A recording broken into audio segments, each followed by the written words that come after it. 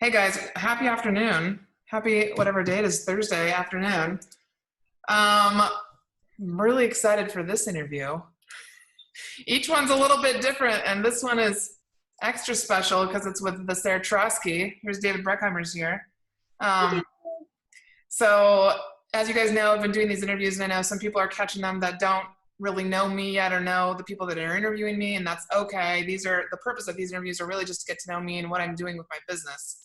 Having been in the real estate world the last 8 years, I just like to keep people informed and help them understand what my end goal is and vision. So today I have Sarah Trosky here to interview me.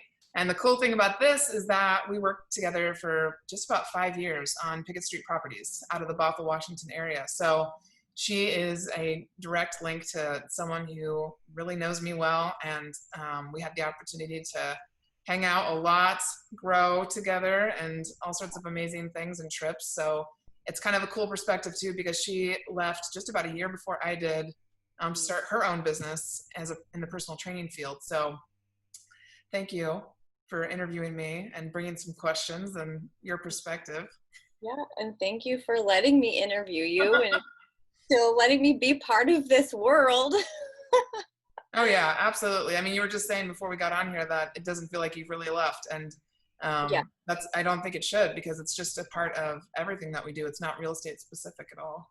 yeah. I mean, you've So, just been part of like my life, and it seems so much longer than like 5 years. Like I've gone through a lot of life changes that you've been there for to like support me through, and that's just super important and like critical. Like I joined the team, like I had just gotten divorced, and then I didn't have any goals when I started the team. Like yeah, I didn't do any reading, I didn't know pretty much know what personal development was, and so you really paved that path for me. And to challenge me, gently challenge me at first, right, to create these goals, and like having the weekly meetings to hold the accountability in place. um, yeah, you just do such a good job with like questioning and like nudging in like the right ways, and just kind of like you said, like seeing that grow like over time, right, as you like being developing into like a better leader and stuff. So I think I have like kind of two different separate like types of questions. Like one's like more like fun okay, focused, and then the other chunk is kind of more like business focused. okay. So I know that there's probably been like a lot of reoccurring questions that have come up through like these past interviews that you've done so far, and I haven't been able to catch all of them. So Okay. I apologize if there's any like That's okay. Yeah, we'll probably have I think we have new listeners according to, who you're friends with and who we're friends with together on Facebook and when people have time to catch stuff. So I think the repeating questions are good too. yeah. So I don't want to dive super deep into like your mission, vision, values. Those are all like I love it. And so before preparing for this interview, like I took a deep dive into your website, and your website is like awesome. I love it. So anybody who hasn't visited the website, Thank you. I love it when.org, right? Yep, that's it. Yes. So go and visit that website and like go through all of the tabs, go through all of the things. And I'll tell you my favorite thing that I came across on there. Like I was Okay. like, it was hard. And it's like, I have this in quotes. Anyways, I've got your back like you've never experienced. Like that kind of stood out for me, and I was like, yes. Like Yeah, I just got chills right there. I don't know if anybody has like experienced having that person like you back them no matter what, Yeah. right? Like you were able to transition me into a totally different industry because with your support, right? That's a scary thing for somebody to like want to like leave their job or whatnot. Like having that conversation, you made it like super comfortable. So that quote just stood out for me, and I just wanted to That's a um, good one. Yeah, nobody's brought that up or mentioned that. yeah, Yeah. because nobody's experienced it yet, right? Like So, some people might have you that have worked with you or have known you for like a long time in like our admin mastermind group and stuff, but like You're right. You're right.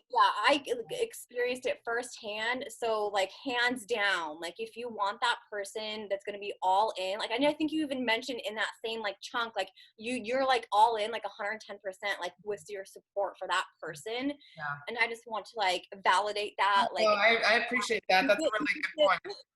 you get the little like blue check next to that like line, like Verified. No, I appreciate that. And that's actually a really good point, because that's one of the reasons why I'm only starting with just 12 clients. I could do 25. I could fit in 30 to 40 if I was just looking for numbers. And yeah. that, and 12 is what I want, because I really think that with how much I pour in before and after the phone calls, and the thinking that I do about people when I'm not even in business mode happens all the time. So I appreciate you saying that.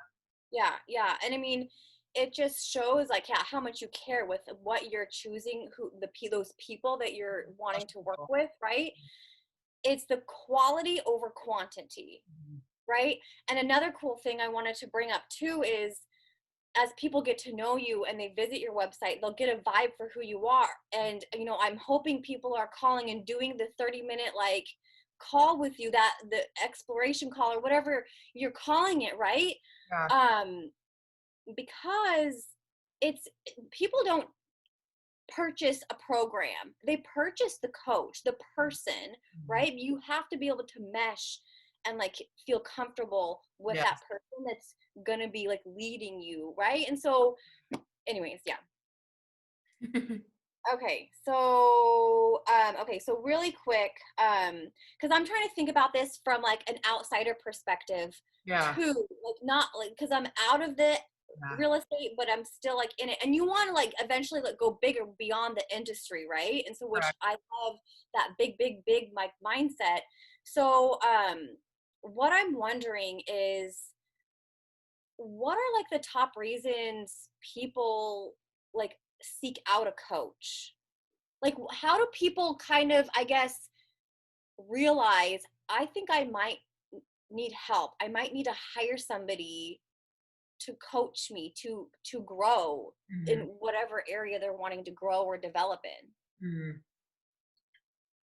That's a good question. And I think when I think about myself, when I think about the mentors and coaches that I've had and that I'm going to have, it's typically because I realize that I've currently reached a limit somehow in either my knowledge, perspective, education. I've reached some sort of limit and I'm not sure where to go next. I'm not sure what book to read next, who I need to talk to, what classes I need to go to or attend. I want to have an idea of the different channels of information that are available. So if I don't know what I don't know, right? They always say, if you don't know what you don't know, you just don't know. And so when I know what's available and what the options are, then I can from there filter out what makes the most sense logically, what feels good to me, because that's a big deal for me. And I can then at least try that option. And if that option doesn't work, I go to the other options. So I need to know what's out there and what's possible. And usually that comes when I've hit a wall, and either there's frustration, there's anger, maybe there's some sadness, but there's just like this spot where I literally know that I'm stuck somewhere. Okay.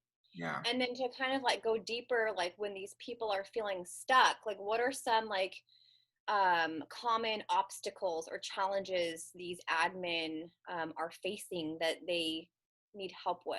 Specifically admin in real estate, I've found one of the reasons I think both you and I have been so passionate about teaching and speaking and running the retreats is that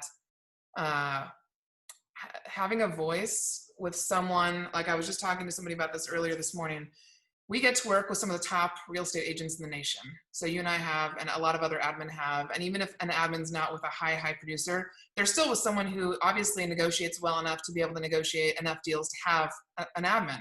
And so when we are communicating with our boss and that person happens to negotiate really, really well, I found that admin have a really hard time finding their voice and being able to stand up for themselves, advocate for themselves, and push back, because it's not it's not my natural tendency. That's a learned skill. I don't have the desire to push back. And so what ended up happening was I got pushed back enough where I was up against that wall, and I was like, well, this doesn't feel good. This doesn't feel right. How do I start speaking up? how do I know what to say? And so I found people in my life that were able to help me bust through that season and start speaking up more. And what I found was my voice, your voice, our voice is very critical in building successful business. And so by not speaking, by not saying something, by not taking action and pushing back, we're actually doing a disservice to the people that we work with. And they may not even know it. They may not know that by you not speaking and just doing your job, you're missing a part. You're missing a blind spot possibly. And so I want to help admin be able to find their voice if they don't already have it. Or like I said, when you read, be an advocate and be the person who has their back, because sometimes all you need is that one other person next to you. Like, I don't know how many times I said to you, hey, Sarah, I don't need you to do this project with me, but can you just like come over here and help me start it? Because if someone's here with me, for some reason, it's that much better or easier to take that first step. And so I want to help them take that first step. I also think that networking and finding perspective outside yourself is critical. And sometimes we forget how important it is to just talk to people. And so I can't tell you, and you, I mean, you know this, how many times you and I went to masterminds online, in person, classes that we didn't even know how it would add to our learning, but because we met other humans and we got information from what they know about life, it added to our perspective, which then made us better in our jobs. So I think just bringing that perspective of networking and finding your voice and using your voice are the two main obstacles that I see admin have, which are not what you would think, right? Like most real estate agents would come to us and be like, we don't have the best database, or I really don't like our drip programs or campaigns. And I'd be like, well, that's not actually what the problem is. Right. Yeah. Do you think maybe it's like a confidence, like a confidence thing with the admin? Yeah, because usually, like, I mean, at me at least, you know, I'm a very shy, quiet, introverted person. And so like when you're talking about using your voice, like that is like intimidated, and that's a scary, like, using your voice is intimidating. Yeah, it can be, I think, for a lot of people. And so I think that, yeah, you have like this special skill. And again, like with support, I'm like kind of, I don't know if you want to use the word empowerment, but yeah, it's kind of like you are the comfort zone for them when they're out of their comfort zone. Mm-hmm. That's kind of how I viewed you a lot of the times. Mm-hmm. And that kind of like is a big part of like my why, being that comfort outside of somebody's like comfort zone, right? When they're taking a big leap, when they're starting something new and scary. Yeah. That's a good scenario to think of as an example. It's like takes me back to a very old example of as far back as high school, going to events or parties. I never went to parties in high school, parties in college, dances, where I would find that person that was like my safe place. And then maybe I would like dance with them, hang with them, be with them. But they would like gently kind of push me out into the middle of the dance floor where I'd like have to actually move. And like, and I think that's really true. I think I definitely want to create a safe space because for so long, I didn't feel like I had a safe space to mess up, to fail, to feel like a total flop, to say the wrong thing. And I think it all actually correlates to what's happening right now in society. Like you and I have talked about over the course of the last 6-7 months, talks about racism, classism, sexism, all those things. We need to have a place where we can all say the wrong thing and not have judgment with each other around it. And I think we're seeing that play out right now where that needs to happen more and more. So same thing, like it's just that safe spot. Yeah, I totally agree. And like saying the wrong thing starts with, well, saying something in the first place, right? Totally. So it's like, you know, little beautiful cycle we need to like. It's true. And I think like you and I have both experienced this, but a lot of admin don't realize that sometimes we have to lead our leaders, unfortunately. And I say that unfortunately and fortunately, because it's also an opportunity for us. And I think you and I both experienced this, where we get to be a leader. And sometimes being a leader is being the first person to say something, just to acknowledge whatever you have in your heart or in your head. And I think you've definitely done that. Yeah. I remember like the first time, like I told you, like, I want to like get more into like leadership. I want to be a leader. And you were like, Sarah, leadership is like hard work. I just want to let you know, like right now, like it was like, what am I getting myself into? Like, so like, I remember that. And then you stepped right into it. Yeah. Yeah. It's just like, you have to take ownership of like what you want, right? That's what it comes down to. I think that, okay, my next question is going to be, well, what advice would you give someone starting out in the admin role? And I guess that's kind of like a broad question. So I think I want to rephrase it to, okay, let's say somebody is starting out in an admin role and they're brand new to real estate in the real estate industry. So they don't really know anything. So it's going to take them a while to kind of, get going. At what point would you recommend for them to start coaching with somebody, like right away, or let them get into it for like the first like 3 to 6 months? Or That is a good question.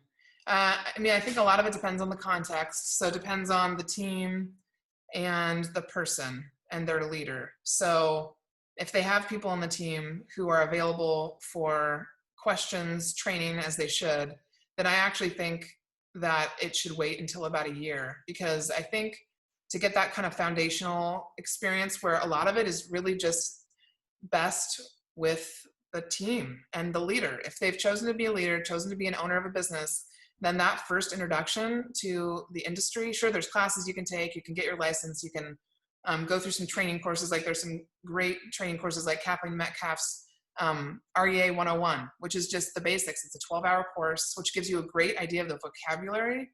okay. So, that's what I felt like I needed, is at about 1 year in is when I really started seriously networking and getting mentorship. If it had been any sooner, I don't know that it would have helped me as I was trying to like wade through all of the information of just learning how to do my job. Yeah. Yeah. But it's different for everybody. Some people want someone with them when they're wading through all that stuff. And I could totally do that. And of course I'd be open to doing it if somebody wanted me to. Okay. Yeah. And then for your program that you're offering, who's paying for that? Do you expect the admin to pay for that, or should their leader be paying for that? I think it's up to them.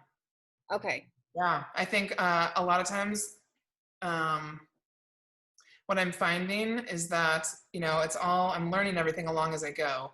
And it's funny that the first client I would have is not someone I would expect at all, because they're actually a real estate agent. And I think what I'm finding is that admin who want to coach with me are having a really hard time asking for it, which is also kind of part of the process. Like they don't, maybe most of them do not have the money to pay for it themselves. So they're either just like immediately like, oh, no, it's not a possibility, forget about it. Or the ones that have that potential to really take initiative and make changes in their lives, those are the ones that actually think about, well, how could I make this happen? Right. I should take it to that person and suggest something, and maybe think outside the box about how I could split it with them, or talk about what this means, how this would add to the business. And so for the owners and the agents and the leaders that understand what coaching does and maybe what my experience is, if they know me a little bit, then they know the value in it. But I think it depends on their experience with leadership and business building. Yeah.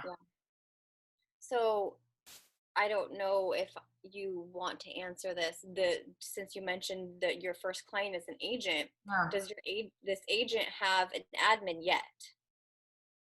Not an in-house full-time admin. So he's currently searching for one, but he has a VA who just started, and then someone who handles more of the marketing side, but not specifically like executive assistant duties. So he's doing a lot of it himself right now. Yeah. Okay. Yeah. Are you gonna help with like networking and like hiring, like finding an admin for that person, or like kind of? Well, I do. So I won't be doing recruiting or anything like that. I definitely refer people to Pro REA Staffing to help with recruiting with Vanessa Rosenblum. Got it. Yes, that's what I was. But you bring up a good point of, when you work with me and you coach with me, you don't only get me. And it's not like you get open access to all of my network, but you do have access to a lot of people through me. Right. Well, Yeah. people look for. So not only other admin across the country, but other speakers, teachers, consultants, people Yeah. that I've reached out to and mentored with that uh, I will absolutely be using what I've learned from them and the materials that I have from them, and then also having those contacts when I need it. Totally. Awesome. Yeah. Got it. Okay. All right. So, my next chunk of questions. So, you remember the book Tribe of Mentors? Oh yes, totally. How could I Yeah. forget? So these questions are pulled from there because I figured they would be questions that haven't been asked yet, most Most likely. And likely, totally. they're just kind of different. And so for the people who know you or don't know you, there's always I something. love it. Okay. Okay. And you might have already talked about books. Have you talked about books yet with anybody? I think just David Beckheimer asked me what's the number one book that I would refer. So of course I mentioned Fierce Conversations. Okay, so Fierce Conversations, because I saw on your website too that you'll be using the Fierce Conversations models for things, which is like duh, right? Like, what about? Can you list 2 other books that have positively influenced your life? Yes. You know, I haven't mentioned this one before, so it's The Miracle Morning, and that's because of the meditation. Yeah, so I would say Fierce Conversations, Miracle Morning, and then I would say Contagious Culture right now because it's been so helpful in explaining what I believe about energy, and it gives me the research and the data to back up what I believe to show different leaders that I talk to why it matters. Yeah. Yeah. Have you read Contagious You yet? No, I'm starting on, well, I read chapter 11 is what Anise told me to start with. So I'm starting there, but I'm going back Oh, to the beginning and I need to read that next. awesome. Yeah, Anise is awesome for anybody Yeah. who doesn't know her. So, okay, what purchase of $100 or less has most Oh yeah. impacted your life in the last 6 months?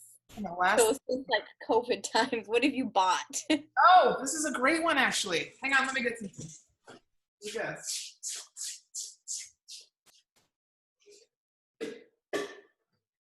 I love all her artwork in the back there.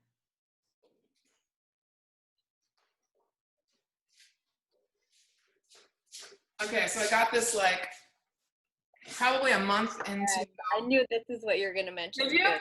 Yeah, Yeah. so when it first started, I was like, God, you know, I feel really good. Like, I feel like I'm going to be fine. But I've always wanted a diffuser. And that was one thing that I thought if I'm going to be spending all this time in my front room, if Right. it's my new office, then I want some smells that will like help me. And it looks so soothing. So it's called Yeah. Poosh. It's through, what's it called? Saja. I can put the link in the comments, but yeah. SAJA, right? Yes, that's it. Yeah. Yeah. So it's been awesome. It's got like these most lovely smells, and it has just definitely added to, I think, part of my mental health. Yeah. Yeah. Yeah. That's awesome. Yeah, I wondered if you were going to mention that. It was either I thought you were going to mention that or anytime like you've bought in like fresh flowers Oh that yeah. you would have around you. Yeah. Oh, Because gosh. that's easy. All right. So this is kind of like a double question. So first of all, let's talk about failure because failure is a big part of growing, right? So how has failure set you up for success? And then do you have a favorite failure that has gotten to where you are now? Good one. So how has failure set me up for success? So I've mentioned this before, but probably not in this way. I wish that when I was 13, like back in my teens, early teens, somebody had told me to just start trying stuff.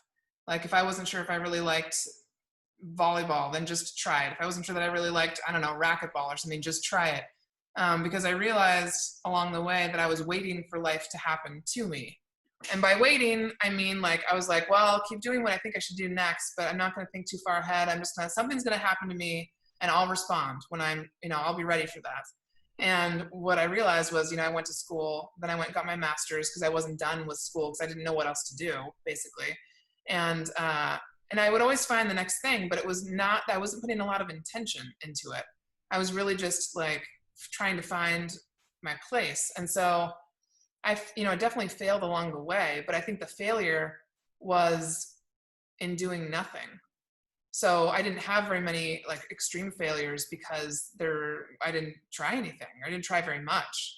And so then I would say that so what I realized is the more you figure out what you don't want, the more you figure out what you do want. And so that's why failure has gotten me to this point, is because I've tried so many different things and I tried so hard and I put so much effort into it that I was able to say with all the passion in myself, this is not what I want. And then I don't know what I want, but at least I tried it and go on to the next thing. So, and then as far as like the biggest failure, or one of the failures that sticks out for me, oh, gosh.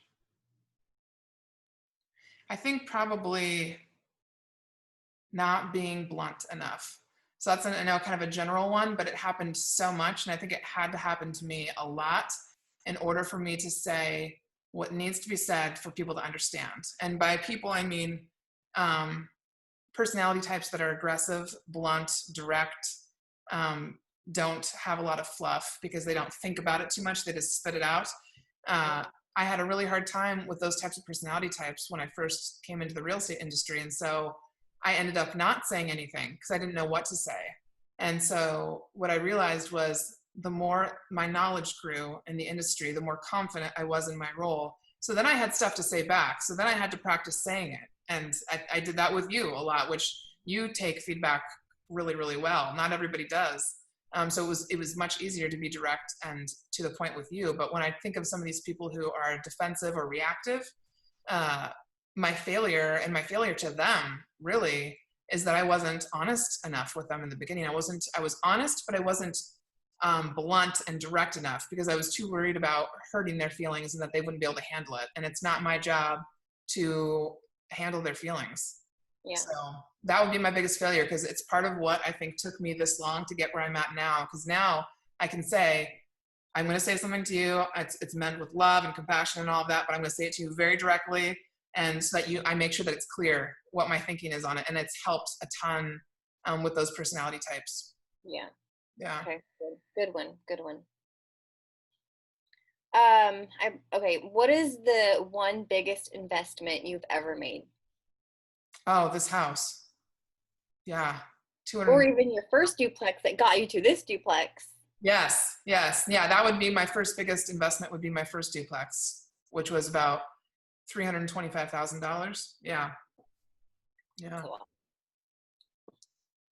All right. Tell us what unusual habit that you have.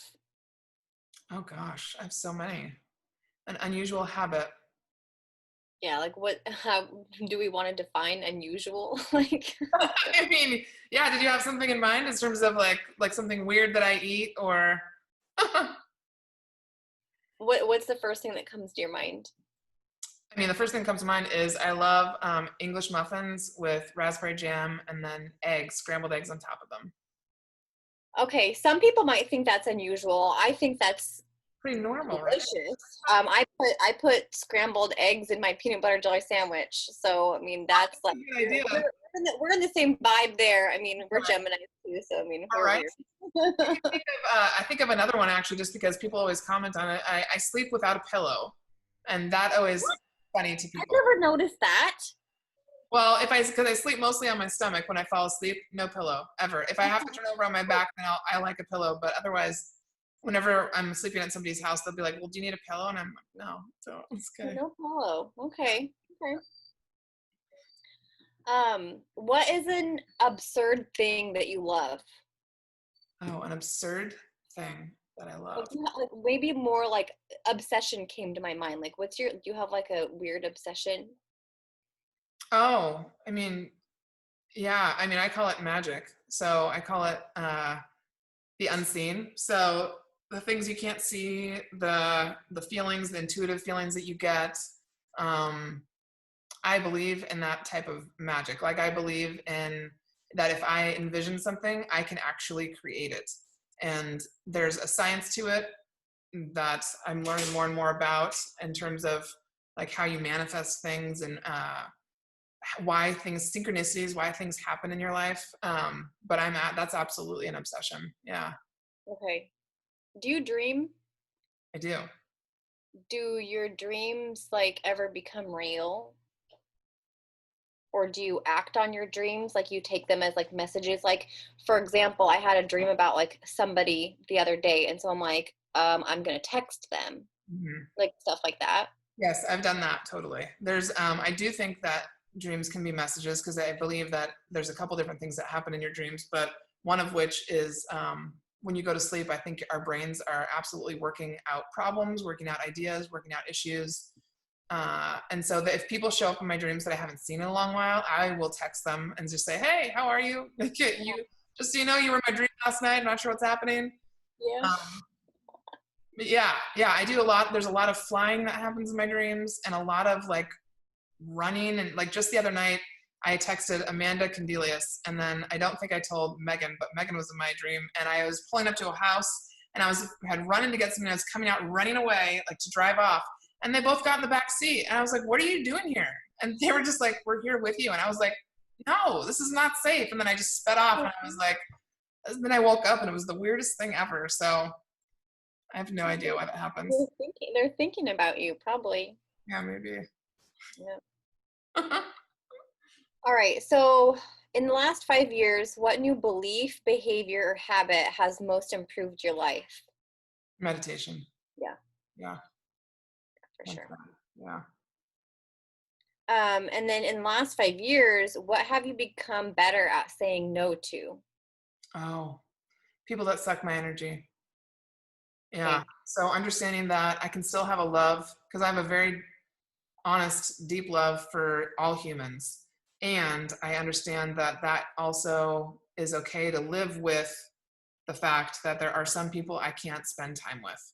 And so, and that's a part of me wanting to learn more about energy and learn more about intuition because I think there's a lot of books like Give and Take by Adam Grant that we've read Yeah. that talk about this. And there are some people that just, I don't know the why behind it exactly, but they're takers. And so when you spend time around them, at least when I spend time around them, my energy goes down.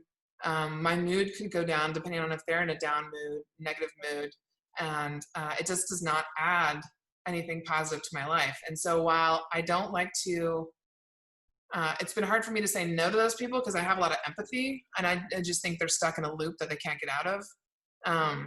But also, again, it's not my job. Like Enmei has said to us, it's not my job. I can't help people out of that loop. They have to be able to do it themselves. So Do you think that they're aware that they make you feel this way? Like, is this like a conversation that you have with someone? I mean, based off of how close you are with them? based off on how close I am with them, yes, I've had this conversation, and that's been part of my growth over the last specifically, I would say 4 years, 3 to 4 years, is that I've actually, again, found the ability to speak up and say something. And it's definitely, that's a more painful one because if they're not aware, they don't really know what that means or Right. all they feel is they feel rejection. And Yeah. so I've tried to explain to them what I mean. Like I feel like they're stuck in a loop, and I feel like they're stuck on being a victim, and I think that's what makes the energy feel like it's being sucked because they're just attracted to people who don't have that, like me. And so, Right. yeah, I've told them. I haven't told everybody because I don't think it's again, I don't want to. I'm not going to be the person to go around and tell everybody like you're sucking energy, you're sucking energy, you give energy.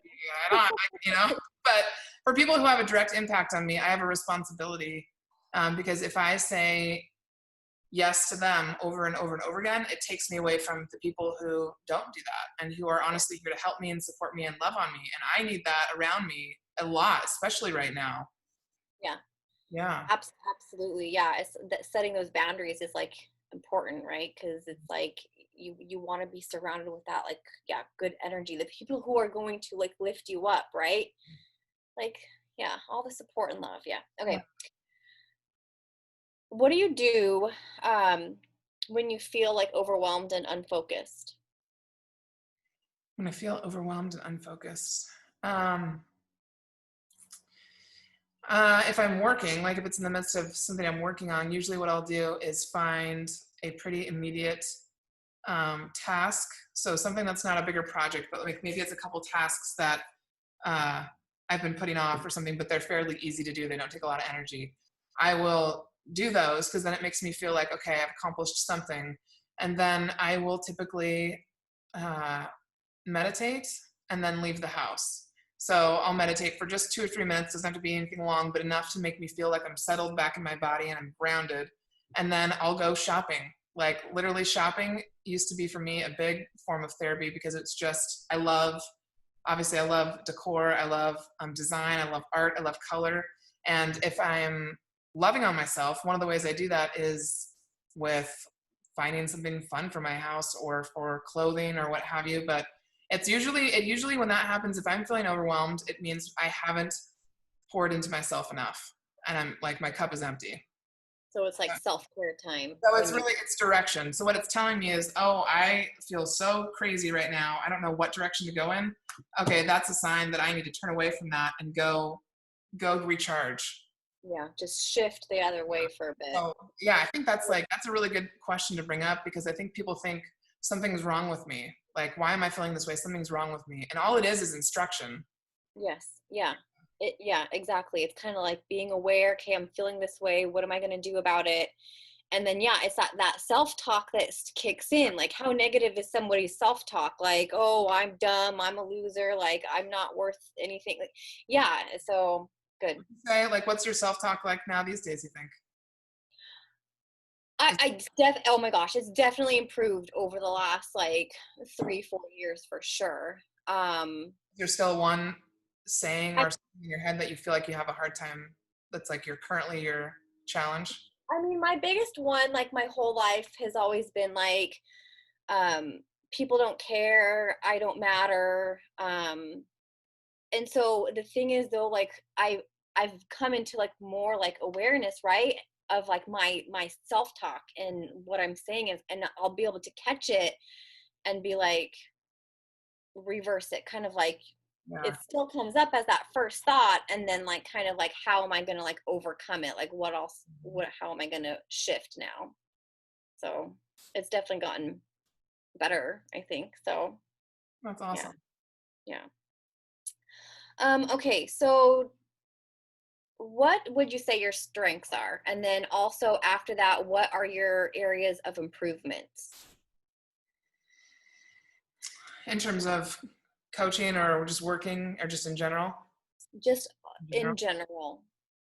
Because they're going to bleed over into like everything, right? Yeah, you're right. Yeah. I would say strengths, ability to listen deeply.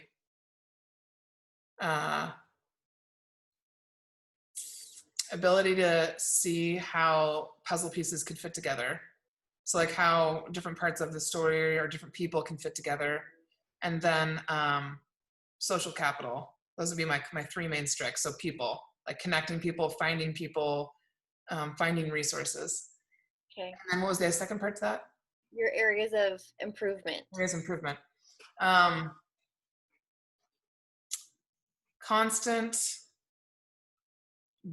constantly working on business building knowledge.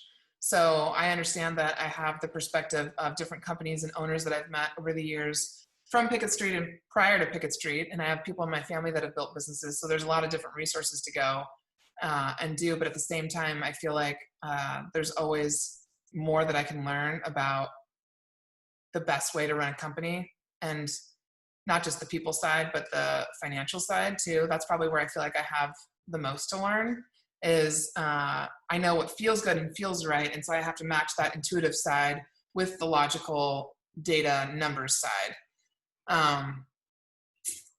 Besides that, I would say,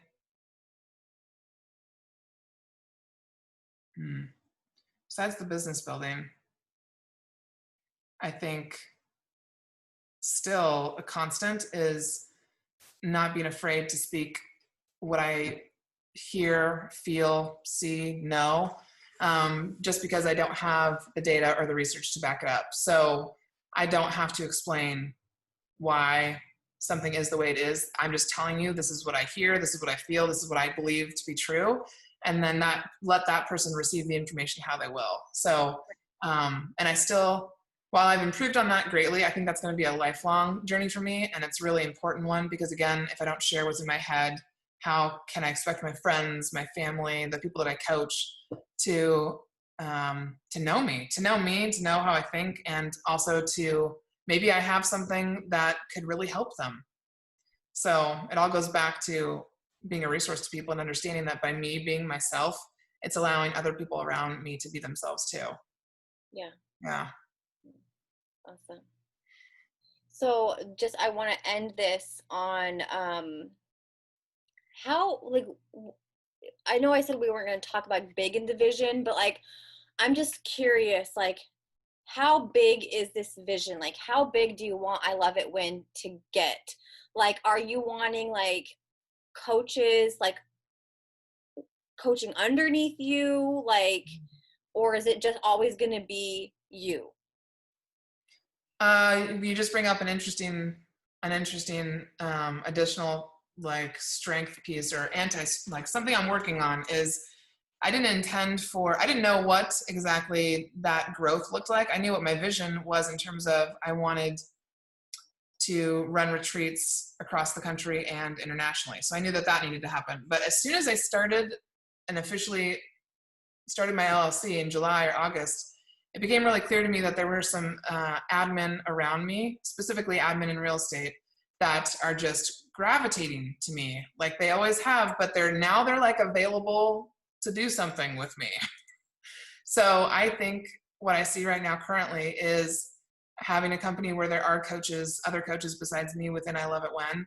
And I think a real important component of that is having some sort of a board or an advisory board, because I can't do it all on my own. Because what I want to do involves a lot more people than me. And I know that I don't have the perspective of every person on the planet. So I need a wide variety, diverse group of people. And I want to make an impact outside of the real estate world. So talking about racism, classism, sexism, all of those oppressive systems. And so I think I Love It When is something much bigger than a coaching and consulting company. And I think it will involve a lot more people within. I mean, eventually that means probably getting an assistant for myself, which is crazy. But I think the big vision is it'll be an international company, and it'll produce like conferences, retreats, one-on-one experiences, consulting, a variety of things that I probably don't even know or realize. And Yeah. yeah, Yeah. It's an awesome journey. It's a new journey. It's exciting. yeah, I'm really stoked about it. Cool. Yeah. Anything else that we want to talk about or share? Well, why don't you give the people the update on where you're at as a personal trainer, and are you still open for more clients? Because I'm going to call you soon to say like if I want to do strength training twice a week because I want to. What does that look like? And Yeah, so our gym is fully opened now. We're a small fitness studio in the Linwood, Mill Creek area. And so we do one-on-one personal training. So that involves like lifting weights, a lot of functional fitness with body weight stuff too. So yeah, I mean, typically I see clients 2 to 3 times a week, right? Because we want to work all the muscle groups in the body and isolate them as good as we can. So yeah, I'm definitely open for more business, right? So yeah, I'll help anybody who wants help, right? okay, Yeah. has COVID pushed you guys to create an online program? Yeah, so when COVID happened, we kind of started with doing live videos on our Facebook page, so Superior Results Fitness Center. And we were doing live training videos for depending on what equipment people had at home or whatnot. And then we were putting a lot of our workouts on our Instagram too, that you can like swipe through and see like each exercise. And then so that kind of went into like, well, let's let the clients use their sessions as online training. And so based off of what somebody has, it's all customized like for what they have. Like I could have somebody do a whole workout just with their body weight, or if somebody just has a set of dumbbells, we'll incorporate those too. And so yeah, it's definitely helped us kind of get creative with using those options, because there's still a lot of people who are scared and they don't want to come back, which is understandable, right? We don't want to push somebody too hard, especially if they're like in a immune compromised way. So the online system has been great for us, and people love it. So it's still a good way to hold people accountable and still like interact. And yeah, it's been a lot of fun. That's cool. I guess I had some random question pop into my head, which I'm just going to ask it before we end. So the PNW operations retreat's coming up in November. Yes, in November. And I guess I just wanted to put that out there in case anybody's watching and is curious about the retreat, that just know that you can reach out to either Sarah or myself, because Sarah's been to all of them and helped me with all of them. And this year in particular, I don't, who knows what's going to happen. You and I are going to get together to talk about maybe adding something extra special, just because with COVID happening and so many changes happening in so many people's lives, I feel like this is going to be an extra special, unique experience. So for any admin that are watching out there, if you're in the operations side of real estate, doesn't matter what your title is, or if you're not in real estate, because Sarah's no longer in real estate and she's coming. I have about 5 or 6 people now that are coming that are no longer in real estate, but they're going to be like my test group for retreats for people outside of the real estate industry. So definitely reach out to us and inquire, because it's a really awesome, cool. Yeah. Such an amazing opportunity for personal growth and just, inspiration for becoming a better person, and just good feels all around, connecting with amazing people from all over. Like, I know. yeah, making new friends, like, yeah, it's super intimidating. Most people are super intimidated. They're like thinking the night before, I'm not going, how can I cancel it? And then they get there and like, what was I thinking? This has been so fun. And it's just so beautiful. And like, yeah. So like, how cool could you not want to be a part of it? I know. To watch them like slowly shift over that 2 and 3 day experience from totally freaked out to really like settled in, and it's pretty cool to watch. So We're going to be in like comfortable clothes, yoga pants, t-shirts, slippers, like, yes, it's a great environment. So are there any spots open, or is everything full right now? Because I know that some people had to cancel because we've had a few cancellations, and so right now I'm going through the wait list to see. I think I have 3 spots open, so I'm going to go through and see if any of the people on the wait list want them, and if they don't, then I will make an announcement and open it back up and see who wants to take them. So yeah. Cool. All right, I'm going to stop the Facebook Live real quick.